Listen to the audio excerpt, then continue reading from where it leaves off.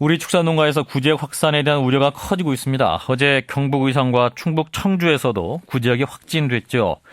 이 문제를 담당하고 있는 농림축산식품부는 과연 이 문제들에 대해서 어떤 대책을 갖고 있을까요? 또한 한 소비자 단체가 세계 주요 도시의 농축산물과 가공식품 가격을 비교조사했더니 우리나라가 세계에서 가장 비싼 수준이었습니다. 이를 두고 농축산물과 가공식품의 유통구조를 고쳐야 한다. 이런 지적도 나오고 있죠. 어제 대통령 신년 업무 보고를 마친 농림축산식품부의 여인홍 차관으로부터 자세한 얘기 들어보겠습니다. 차관님 안녕하십니까? 예, 안녕하세요. 일단 어제 대통령 신년 업무 보고가 있었는데요. 보고된 핵심 내용 짧게 짚어주실까요? 금년도가 저희 농업계에서는 굉장히 중요한 해입니다. 예. 이제 쌀 관세화가 1월 1일부터 시행이 됐고요. 지난해 카나다, 호주하고 FTA가 발효가 되고 지금 중국, 베트남하고도 FTA가 좀 타결이 돼 있지 않습니까? 예. 금년 중에 아마 발효될 걸로 이렇게 예상을 하고 있습니다.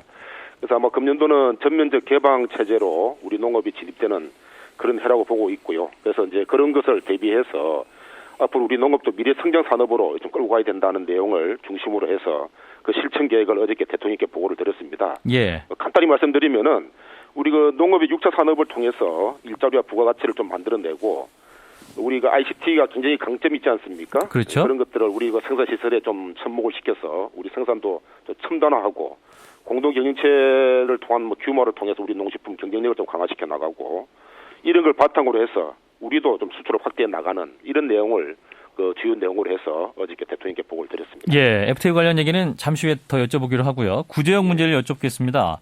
이제 구제역 대응 문제가 이제 굉장히 급한 것 같습니다. 이제 어제 확진 판정이 난 경북 의성, 사실 지난 4일에도 발생한 다음에 일주일 만에 다시 발생한 지역인데 또 발생했던 농가랑 불과 1km 거리 떨어진 곳이었다고 하잖아요. 그러면 이게 제대로 방역이 되고 있는가? 뭐 이런 궁금증도 있고요. 대체 원인이 뭔가요? 구제역이 전염성이 굉장히 강합니다. 예. 그래서 2010년, 11년도 그 당시에는 발생 농장을 중심으로 해서 반경 500m, 심한 데는 3km까지 모든 가축을 이제 살처분해서 드렸습니다. 당시에 그런 대규모 살처분이 사회 문제로 굉장히 크게 부각이 됐었죠. 예. 그래서 이제 그런 부분을 해소시키기 위해 가지고 이제 백신 정책으로 그 이후에 전환을 했거든요. 예. 근데 백신 정책이라는 것은 바이러스가 있다 하더라도 가축 개체가 항체를 가지고 그 바이러스를 이겨내면은 발병이 안 되기 때문에 살처분을 줄이면서 방역을 해 나가는 이제 그런 시스템입니다. 그러다 보니까 바이러스가 백신에 의해서 죽는 건 아니거든요. 예방이 되는 거지. 발생된 지역에는 바이러스가 존재할 가능성이 있거든요. 그런 것들이 약한 개체 중심으로 이렇게 추가적으로 이렇게 놓은다. 이렇게 저는 판단하고 있고요.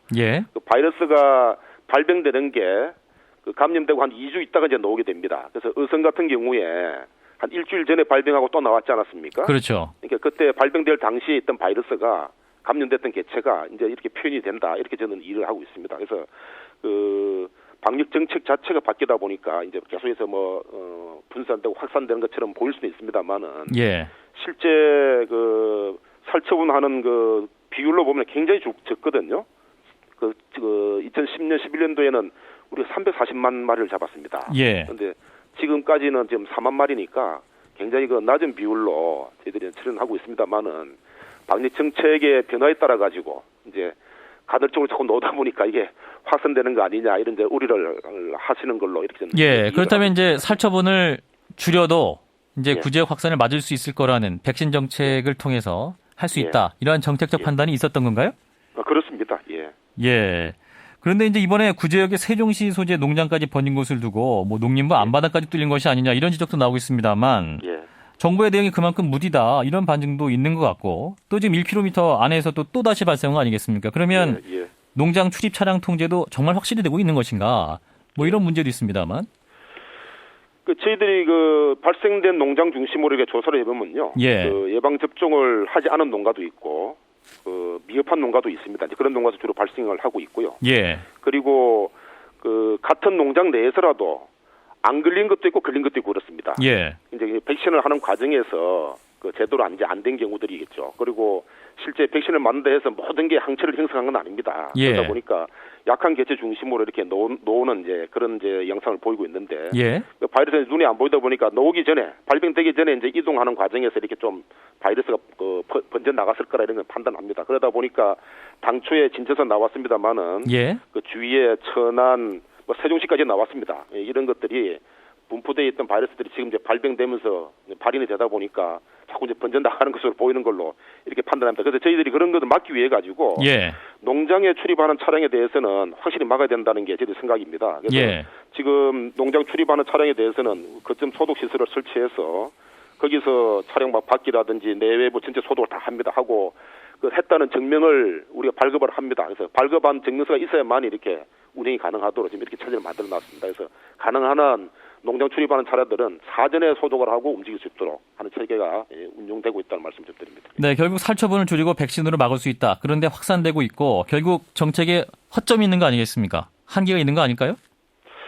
이게 밖으로 보이기는 예. 2010년, 11년하고 차이가 있기 때문에 그렇게 보일 수가 있습니다만은 지금 현재 우리가 하는 방역 체계는 백신, 예. 그다음 차단, 소독 이 세 가지가 키입니다. 그래서 그 가축한테 바이러스가 접촉이 안 되도록 하는 게 굉장히 중요하거든요. 예. 그래서 일단 차단을 합니다. 농장 단위로. 그렇죠. 그리고 만약에 바이러스가 그 농장에 들어왔다 하더라도 계속 소독을 함으로 해가지고 바이러스의 활성을 떨어뜨려야 됩니다. 예. 그게 이제 두 번째고. 세 번째, 가축 몸에 들어왔다 하더라도 백신을 통해 가지고 면역을 강화시켜 놓으면은 그 개체가 병이 안 걸리게 되는 것이죠. 예. 그래서 백신하고 차단하고 소독하는 게 가장 핵심되는 그 방역 정책인데 이것만 제대로 지켜준다 했을 경우는 그 바이러스 잠복 기간이 한 2주가 됩니다. 그러니까 지금 현재 가축 몸 속에 바이러스가 있다 하더라도 한 2주 내에는 이게 발현이 되게 됩니다. 그래서 이 체제를 잘 유지하고 있다 그러면 한 2주 후부터는 좀 더 진정이 될 거다 이렇게 저는 판단하고 있습니다. 저희가 이제 전문가들과도 여러 가지 이제 문제를 짚어봤습니다만 전문가들 지적은 이제 정부가 백신을 너무 믿고 있다, 맹신하고 있다. 반면 농가는 백신을 무시한다. 그리고 주사 놓기도 쉽지 않다. 이런 평가가 있습니다만 실제로 현장을 좀 방문해 보셔서 확인해 보셨습니까? 뭐 매일 나가고 있습니다. 예. 예.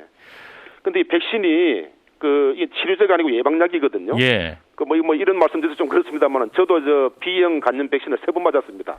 항체가 안 생겨가지고요. 예. 할 때마다 맞아라 해서 3번 맞았는데 그 개체의 특성 따라 가지고는 완벽하게 그 백신으로서 역할을 하는 경우도 있지만 또 못하는 경우도 있고 뭐 그런 것 같습니다. 그래서 예. 이런 부분들 때문에 그 백신 효능이 없다 이런 뭐 비판도 있고 한데요. 좀 전에 제가 말씀드렸습니다만 어떤 농장은 그 수천 마리 있는 중에서도 2-3마리밖에 안 걸립니다. 그만큼 효능이 있다고 봐야 되는 것이죠. 예. 저희들이 뭐 과신하는 건 아니고 좀 전에 말씀드린 그런 이야기들 때문에 저희들이 그 백신뿐만이 아니고 차단 방역 소독도 병행해가지고 같이 이게 돌아가줘야지 방지가 되는 것입니다. 그래서 백신을 과신한다는 말은 절대 아니고요. 예. 차단 방역 소독이 같이 엮여서 백신하고 엮여서 스쿼드를 딱 짜서 이렇게 할 수 있도록 이렇게 우리가 계속해서 지자체도 독려를 하고 농가들도 지속 좀 하고 있는 상태입니다. 네, 백신 효과에 대해서 이제 또 바이러스가 계속 변형되고 있는데 지금 백신은 이제 4년 전과 똑같은 백신이라는 거 아니에요. 그래서 이제 영국의 퍼브라이트 연구소에서 조사를 했는데 이제 구제역을 막기에는 역부족인 부분도 있다. 이런 조사 결과도 나온 것으로 알고 있습니다만 이게 백신 바이러스 유형에 딱 맞는 백신을 접종을 하면은 아마 효과가 더 높을 수도 있을 겁니다. 그런데 예. 그렇게 백신주를 분리를 해가지고 백신을 생산하는데 시간이 꽤 걸립니다. 상당히 걸리기 때문에 지금 예. 우리가 쓰는 백신은 범용으로 적용되는 그런 백신을 쓰고 있습니다. 그래서 O형 중에도 예. 약간씩 유전자 차이들이 있다고 전문가들은 이야기를 합니다. 하지만은 그런 유전자를 다 이렇게 범용적으로 쓸 수 있는 그런 백신을 쓰고 있기 때문에 예. 효과가 없다 이런 이야기는 좀 맞지 않다. 과학자들은 다 그렇게 지금 분석을 하고 있습니다. 백신 접종 주기도 이제 4개월에서 7개월이잖아요. 뭐 소 같은 경우. 근데 이제 보면 4개월에서 7개월이면 그 사이에서 좀 차이가 좀 있기도 하고. 그래서 이번에 충북 방역대책본부는 4개월에서 7개월이지만 4개월마다 해달라 이렇게 당부하고 있다고 하는데요. 그럼 이게 접종 주기도 좀 문제가 있는 거 아닌가요? 그런 부분들은 저희들이 지금 발생 농장들 중심으로 해서 임상 조사를 하고 있습니다. 그래서 그런 부분들은 백신 프로그램 다시 한번 우리 더 확실한 프로그램으로 이제 바뀔 수 있도록 저희들 바꿔 나갈 계획입니다. 그런데 지금 보면은요, 소의 경우는 거의 100% 가깝게 항체가 나옵니다. 그래서 이번에 이렇게 구제기 돌면서도 소를 살처분한 건 딱 한 마리거든요. 그래서 소는 거의 완벽하게 된다고 저는 생각을 하고 있고요. 돼지의 경우는 그 돼지가 많이 움직이다 보니까 주사 놓는 게 좀 어렵다. 그리고 일부에서는 고기의 뭐 품질이 좀 떨어진다. 뭐 이런 것들 때문에 좀 기피하는 그런 경향들이 있는 걸로 이렇게 조사가 되고 있습니다. 그래서 앞으로 저희 백신 프로그램 만들 때는 그 백신하는 주기도 중요하지만은 좀 쉽게 접종할 수 있는 그런 방안까지 포함을 해서 우리가 백신 그 프로그램들을 좀 개선을 할 그럴 계획을 갖고 있습니다. 예. 그리고 이제 말씀하신 대로 백신이 치료제가 아니고 예방제라면요. 그 살처분이 결국 현실적인 확산 방지책이 아닌가 생각이 드는데 결국 대량 살처분 비난 여론 때문에 정부 정책이 좀 떠밀리고 백신으로 전환된 것이 아니냐 뭐 이런 얘기도 있습니다만. 그거는 그 방역적 차원에서만 보면은 살처분이 제일 좋은 방법이죠. 근데 이게 그 사회 재난의 일종이지 않습니까? 그 살처분에 대한 비판도 굉장히 많습니다. 그 동물 복지뿐만이 아니고 경제적인 문제, 사회적인 문제, 굉장히 복잡한 문제가 남아 있기 때문에 그런 부분들을 일방적으로 그냥 살처분하는 게 옳다고 말하는 건 적지가 않고요. 우리 2010년, 11년도에 많은 논의를 거쳐가지고 정책을 살처분 정책을 바꾼 것이거든요. 그래서 이 정책이 좀 정착될 수 있도록 좀 지켜봐 주시고 좀 성을 좀 해줬으면 하는 바람입니다. 그러면 살처분 확대 가능성도 열고 있습니까? 아닙니다. 현재 그 백신을 가지고 저희들이 그 추진하면서 지금 현재 발병 개체에 대해서만 저희들이 살처분을 합니다. 알겠습니다. 이렇게 해가지고도 충분히 우리가 잡을 수 있다고 확신을 갖고 있습니다. 왜냐하면은 그 발병하지 않은 개체들은 그만큼 이겨내고 있다는 이야기거든요. 알겠습니다. 그러면은 그 이겨내고 있는 개체들이 많으면 많을수록 분포하고 있는 바이러스가 밀도가 떨어질 수밖에 없습니다. 떨어지게 되면은 FTA 관련 문제 좀 여쭤보도록 하겠습니다, 차관님. 농림축산식품부 여인홍 차관 만나고 있는데요. 이제 한 소비자단체에서 이제 우리 국산 축산물과 해외 농축산식품의 물가를 비교했는데 우리나라가 제일 비싸다 이런 결과가 나왔는데요. 그러면 이제 유통구조 개선을 위해서 좀 뭔가 해야 되는 것이 아니냐 이런 얘기가 있습니다. 준비하고 있는 방안들이 있으실까요? 저희들이 지난해부터 이번 정부 들어오면서부터 유통구조 개선 대책을 꾸준히 추진을 하고 있습니다.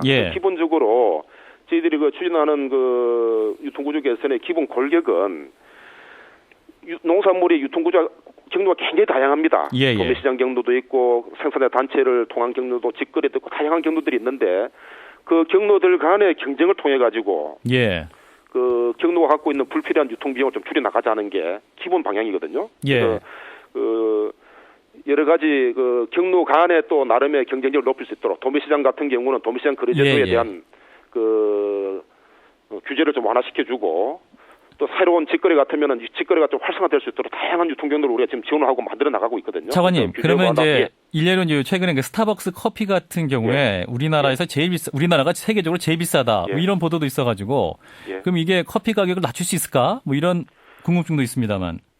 근데 정부가 그 식품 가격에 대해서 직접 시장에 개입하는 것은 적절치는 않다고 봅니다. 하지만은 그런 정보들을 저희들이 계속 수집을 해가지고 소비자단체하고 협조를 해서 조사 공표를 하고 있거든요. 비교 가격을요. 그래서 이제 그런 걸 통해서 소비자들께서 정확하게 가격 정보를 아시고 이렇게 합리적인 소비를 해주시면은 아마 그런 가격도 많이 좀 떨어질 거라 보고 있고요. 그리고 불필요하게 과다하게 올리는 부분, 그리고 가격을 담합한다든지 부당 편법 인상한다든지 이 부분에 대해서는 공정거래 차원에서 그 정부 간 이렇게 협의를 해서 조정을 한다는 말씀 좀 드립니다. 네, 말씀 여기까지 듣겠습니다. 고맙습니다. 감사합니다. 농림축산식품부의 여인홍 차관이었습니다.